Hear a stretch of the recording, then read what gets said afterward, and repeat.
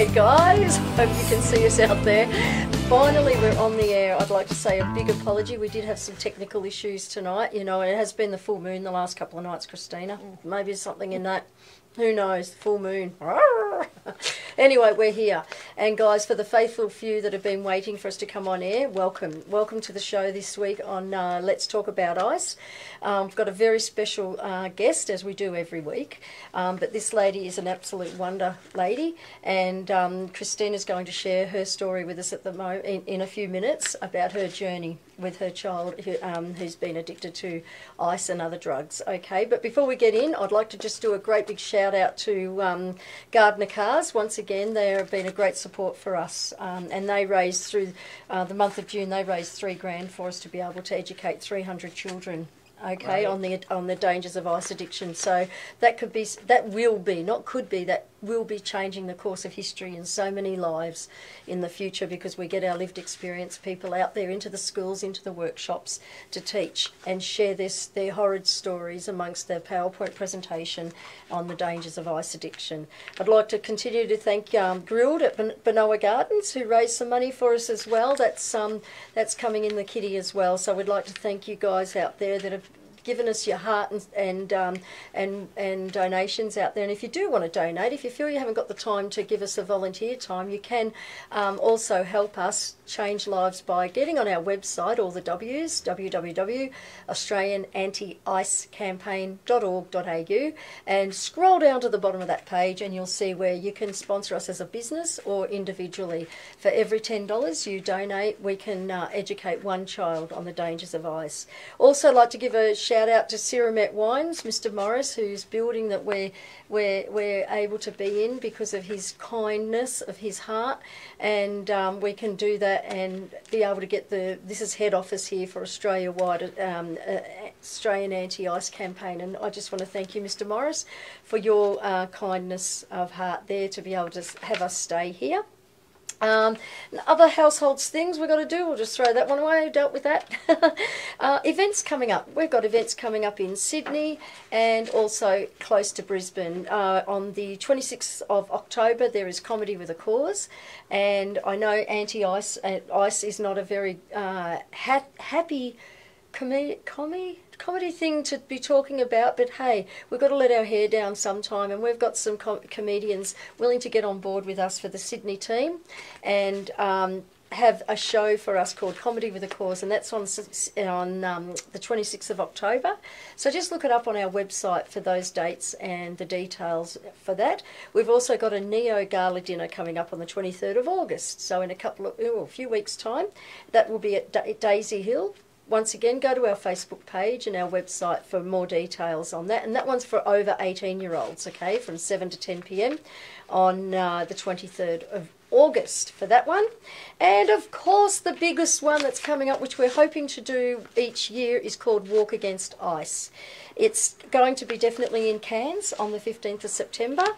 And walking through the city of Cairns, you'll be able to buy a T-shirt, get a cap, have people sponsor you on a couple of kilometre walk, and just bring the public into knowing that we won't stand for it. We want to say not even once, okay, which is our promo calling, and Walk Against Ice in Cairns, and we are in the process of getting that on the same date in the Gold Coast area and other areas around Australia. Okay, so we're just waiting for permits and things like that to come through. So that's that happening. Okay, so we've done the housework.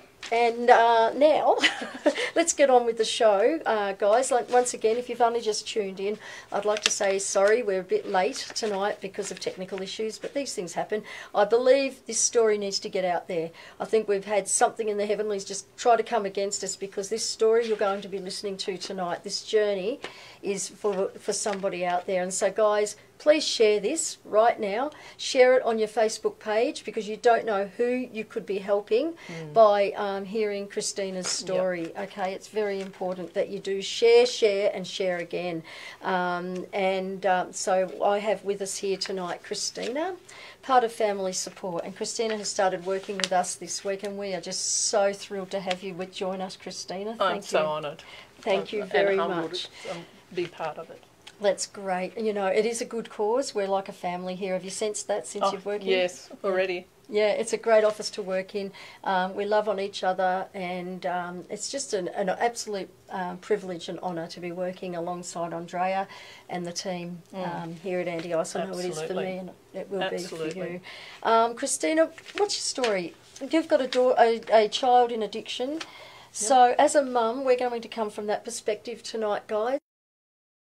Anybody out there who needs to hear this, I think you do, whether you're struggling in addiction yourself or you have a loved one in addiction, it'd be good for you just to share this around and listen to this story. So Christina, I'll open it up to you about your journey as a mum. Where should I start? It's been a long journey.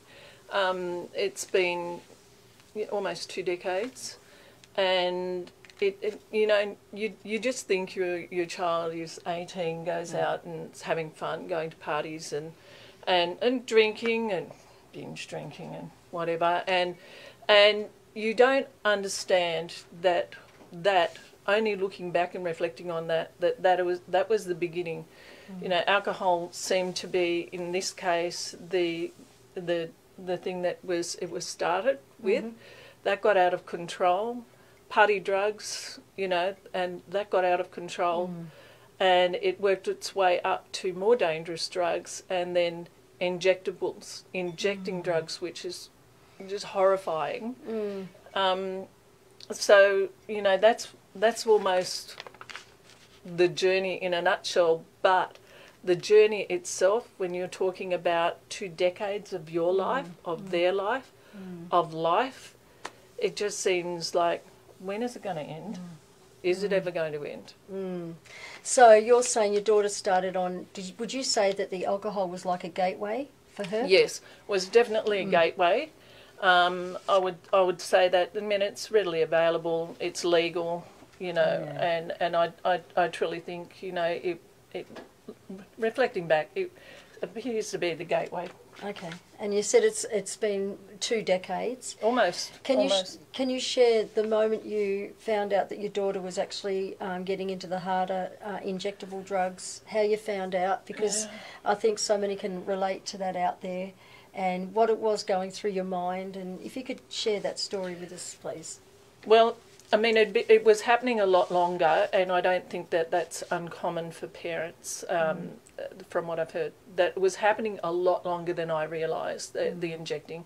And but I will never forget the day that I found out. You know, I happened to go and visit my child, and right at the moment that they had just injected, the lump was on the arm, and you know, they were just not themselves. I'd never seen anything like that before in my life. I guess I was sheltered, and I was devastated.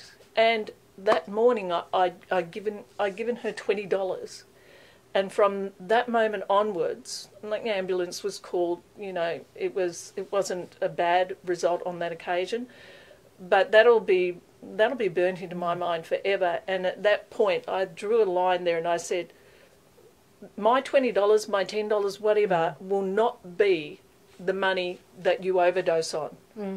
I will not give you money anymore after that.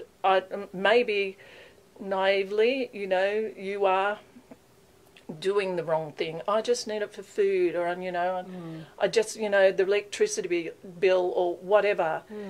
It's hard. It's hard not to enable. You don't even know you're enabling. But I tell you what, that rang at home to me. That's enabling.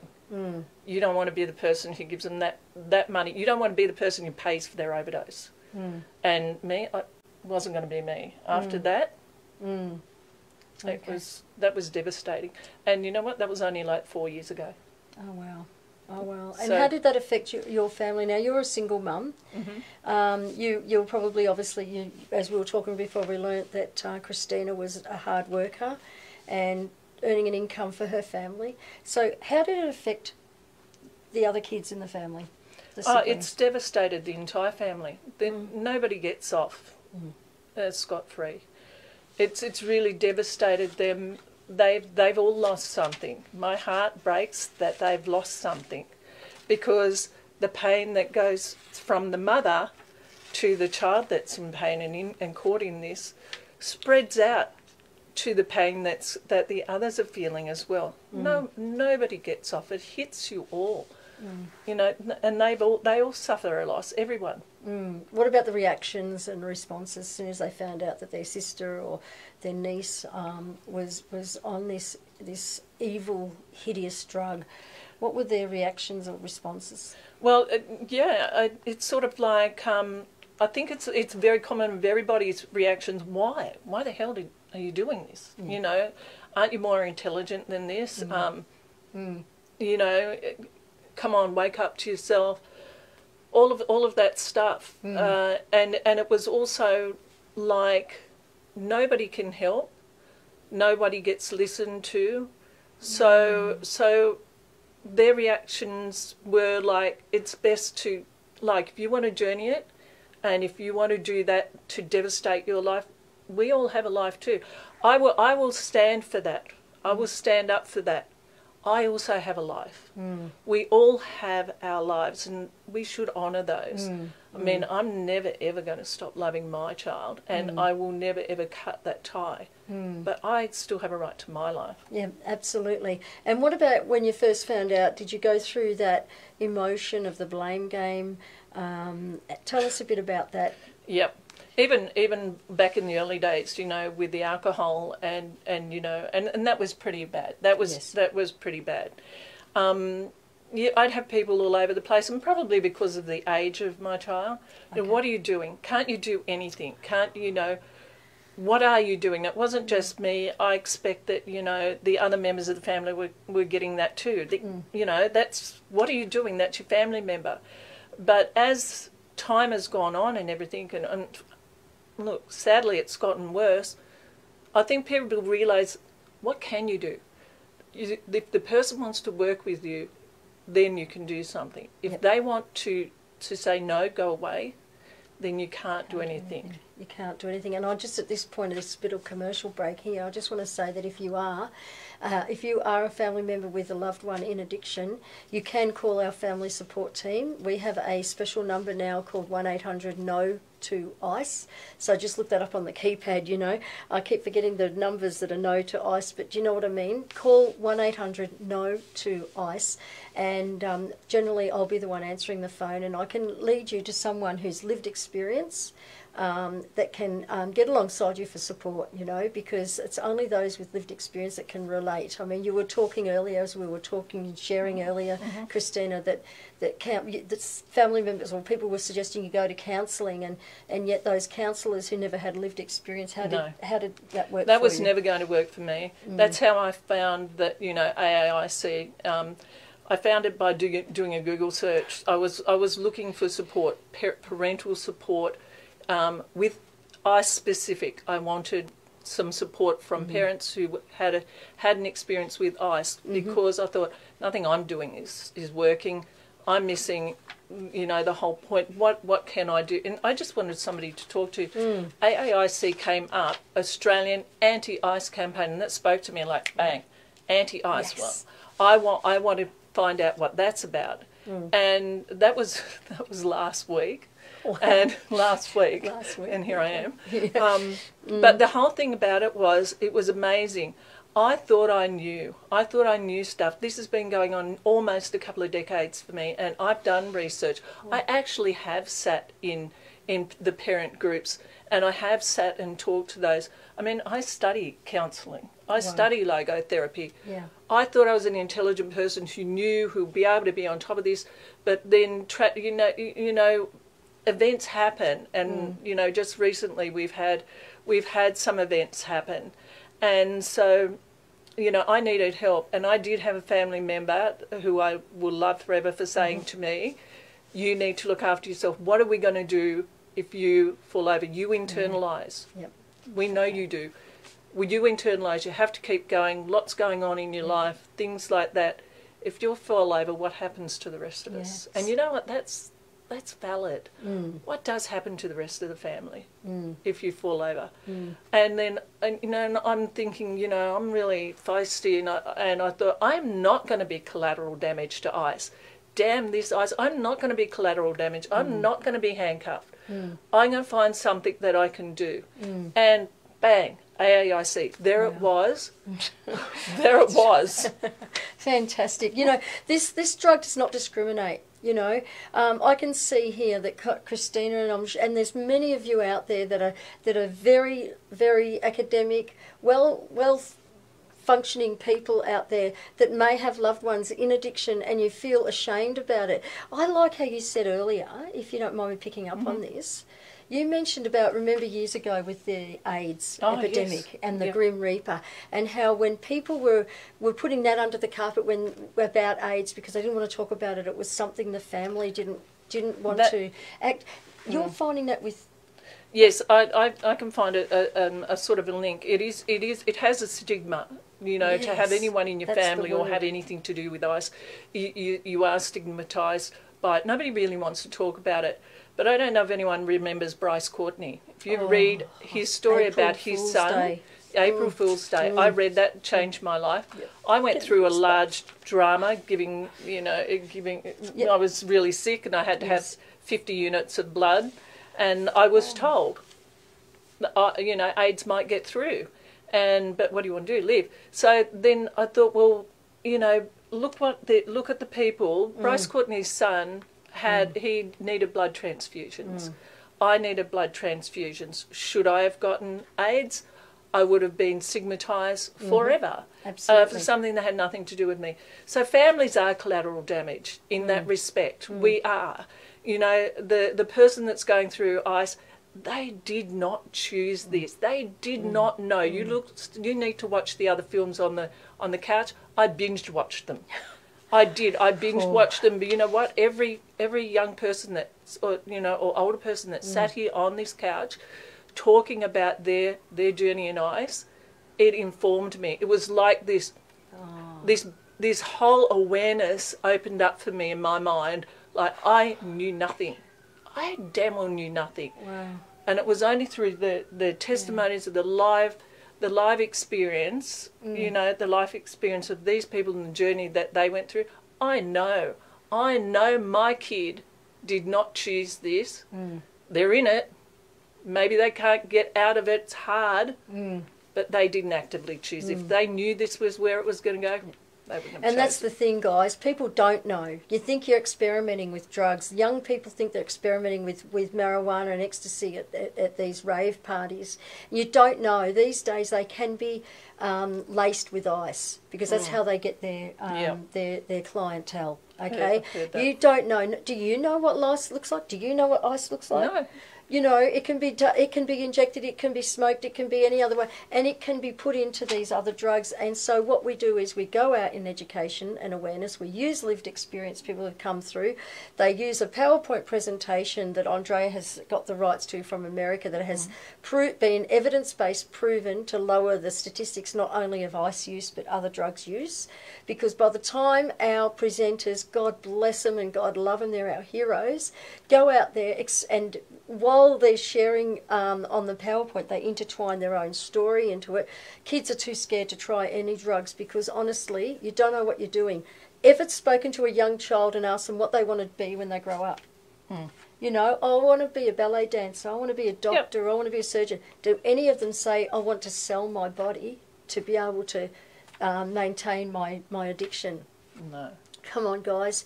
It's not worth it. It's really not worth it. And that's why it's important to share.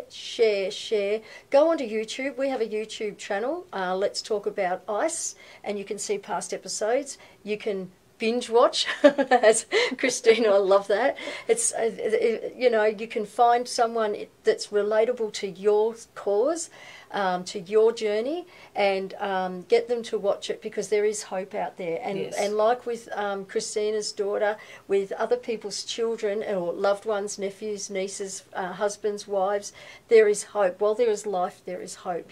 You know, and we're seeing it with Christina's daughter now that there is hope and on a journey to recovery. You know, other questions I'd like to talk about is, for you yourself, I know you said that, let's talk about enabling and not enabling. Yes. Okay, I know we touch on this a lot because there is a fine line regarding that. You don't want to enable your kids. Yes, you love them to death. You cannot measure love, as I say to my kids. where is it? Where's this fine line? Where was the fine line for you? Well, it was a thing that I found out that everything. It was one of the things that I learned by eliminating. I'm doing this for you, but actually that's enabling you. So I'm stopping that. Right. And I was honest about it. This enables you, so no. This enables you, so no. No, you can't live in the house. No. I mean, it might sound really harsh, but they can't live with you. You can't give them money. You have to let them say, I have had enough of doing this. This is too hard for me.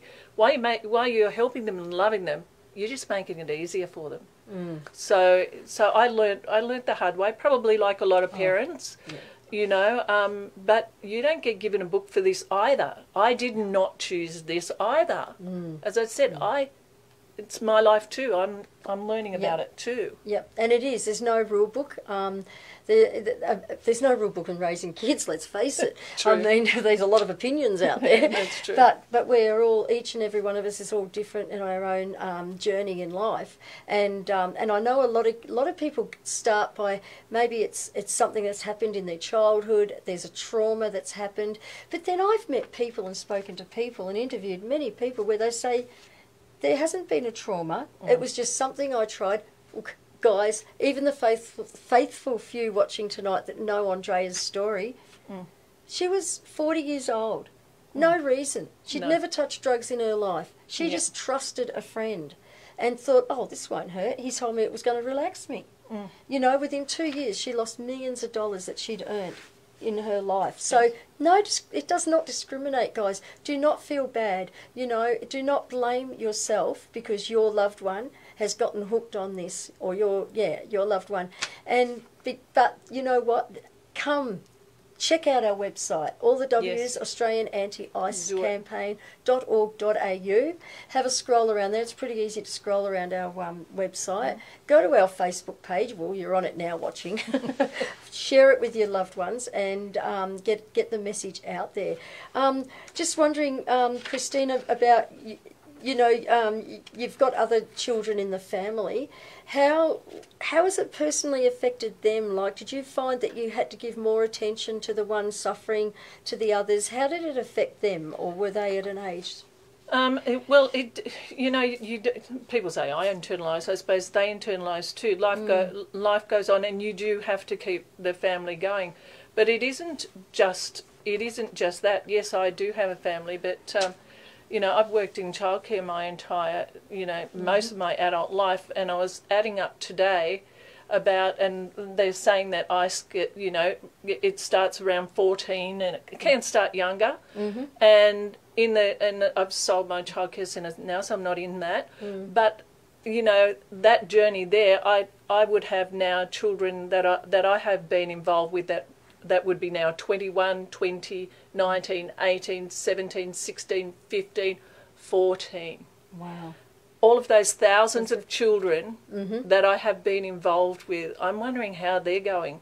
You know, this ICE stuff's out there. It shouldn't be there. It's against ICE. I'm an Australian against ICE. Yeah, absolutely. And you know what? We've even had it out on the streets.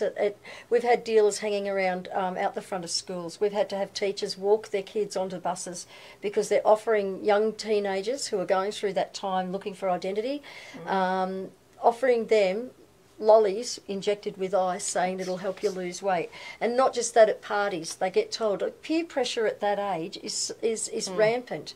Yet if these kids could find out and learn, you know, if you're a parent watching and you've got kids in high school, please, it would be fantastic if you could go to your school, speak to the principals, speak to the teachers and say, we need Australian Anti-Ice Campaign in our school to come in with lived experience so that we can save our kids from this treacherous drug. I get phone calls every day. There's not a day go by I'm in the office I don't get a phone call from somebody saying, or on our Facebook page, saying, I'm in this area in the middle of nowhere and it's rampant in my little town. How can we do this? How can we stop this?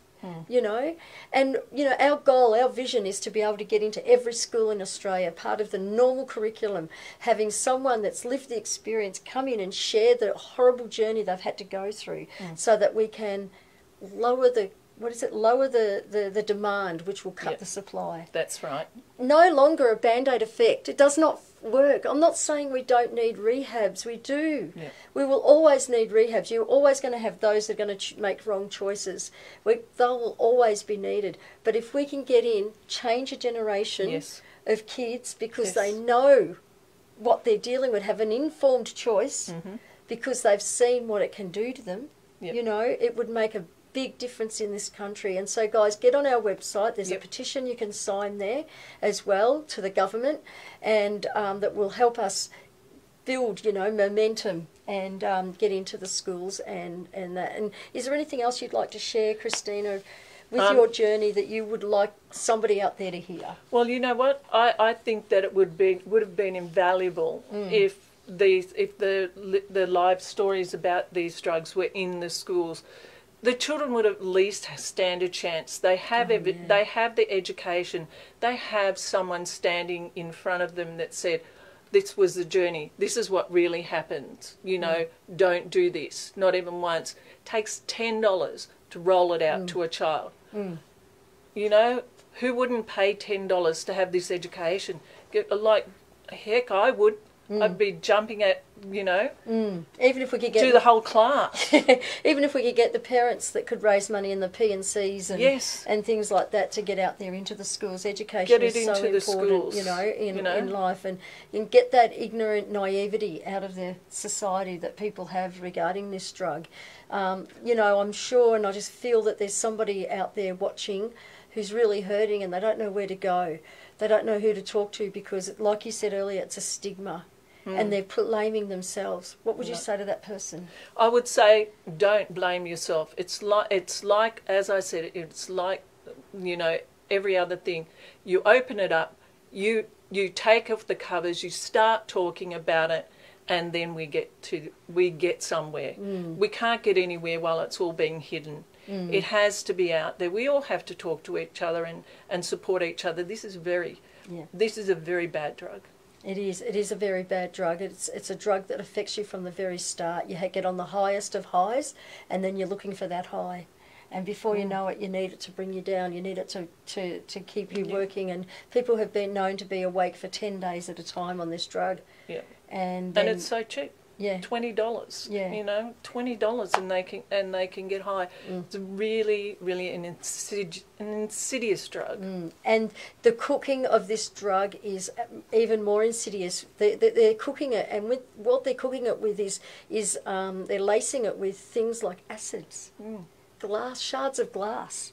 Things that will destroy them forever. Yeah, absolutely. And then you have ongoing issues with kidneys, lungs, your brain. You lose your memory. I know even today, Andrea still suffers. Her forgettery is in very good working order, and that may sound funny, but it's her memory. A lot of memory of her kids growing up is not there because of a choice that she made many years ago.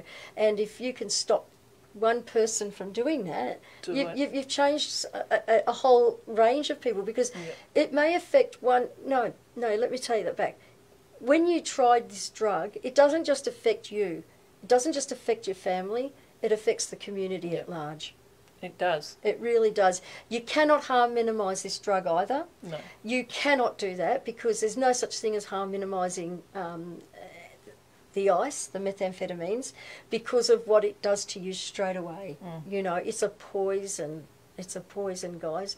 And you don't want to be able to put that in your system.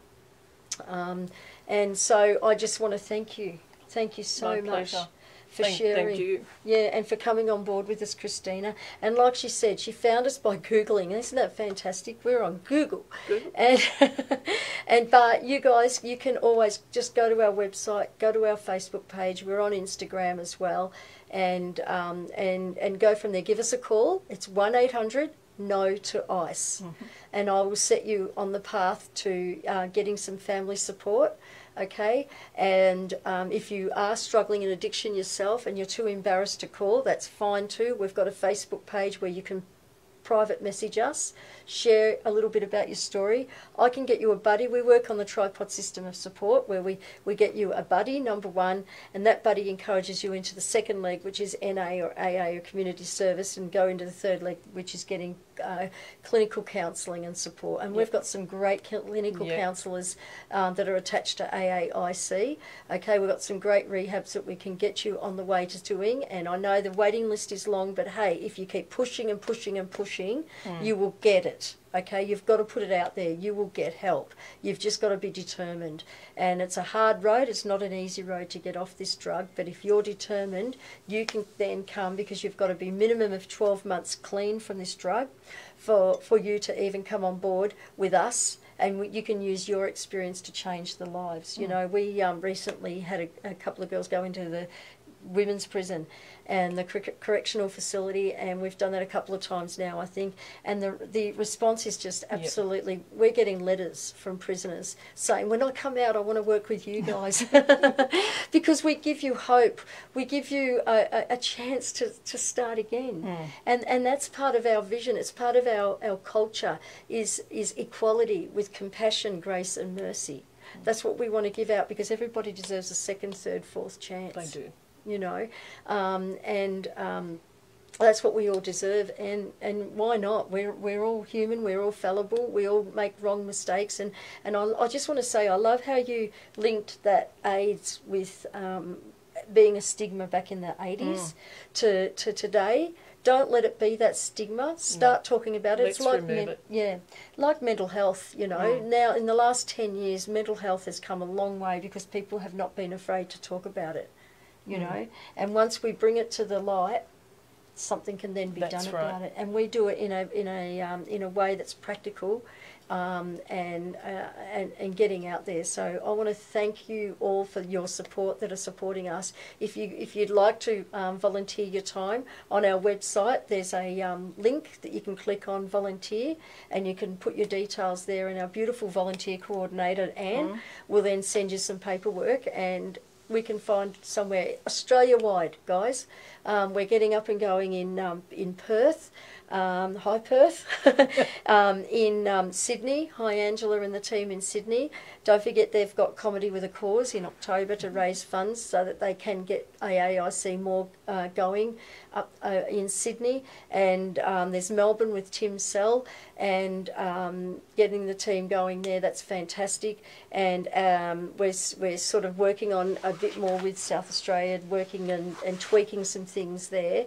And of course there's Cairns. The people in Cairns absolutely adore us. We're saturated in Cairns, and we just absolutely adore and thank you, Cairns. The radio stations, the TV channels, and the Rotaries up there have been fantastic. If you're part of Rotary, please give us a call.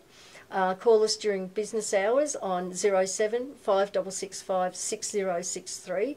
We have most of the Rotaries in Cairns and around Australia just about getting on board that are helping us with our walk against ice. Fantastic. To raise money so that we can get this out there and we can do something in a practical way. So I know it's been a late program. It's probably been a quick program too, because I think we've really cut through the barriers with your story, Christina. Unless you've got something else that you'd like to share, I'd like to give you that last opportunity out there with people. Yeah, well, the main message I'd like to share is that you can't do this alone. They can't do it alone, but neither can we. No. So, you know, we need to partner. We need to do it together. And I can't tell you how relieved I am that I found AAIC, and it's been a blessing, and, you know, it's giving me something that I can do. You know, I can do something. And make a difference. Yep, and all the support is fantastic. Get the support. I didn't for so long. Yeah. Don't leave it. Don't leave it. Get in there. Don't suffer alone, people. Don't suffer alone. You know, we're here to support you with lived experience, and they're the best type of people to get your support from, you know. So I want to thank you so much, Christina, because your story has probably been heartbreaking at times in your journey, and you're still on this journey, but we're here to support you, and we know by doing this that things are going to get better. And they will get better, and for you too out there, they will get better. So as we normally do at the end of a show, look down the camera. What's the one word that you would describe ICE as? Oh, insidious, without doubt. Yeah. It's insidious. Insidious. It really is. It affects, I think one person on ICE affects a minimum of 9 people. and it's getting rampant. I think the latest, what was it, the National Task Force of 2015 says 27 youth a day Yep. are picking up an ice pipe. It's terrible. 27 youth a day. It's not acceptable. We need to do What if something. it was your child? Mm. What if it was your grandchild? Yes. Please. We've got to lower those statistics, you know? Okay, guys? So insidious. We don't want this drug to continue to be insidious in this great Southland, No. Australia, you know, and it's worldwide. We're getting calls from other countries. We're getting calls from Cambodia. South Africa. South Africa. You know, New Zealand, of course. So, guys, please, get on board with us as soon as you can. And I want to thank you once again, Christina, for coming in. And we have our symbol. Yes. My hands, I can't. Not even once. Thanks, guys, and we'll tune in next week to hear more. Bye for now. Bye for now. Thank you so much.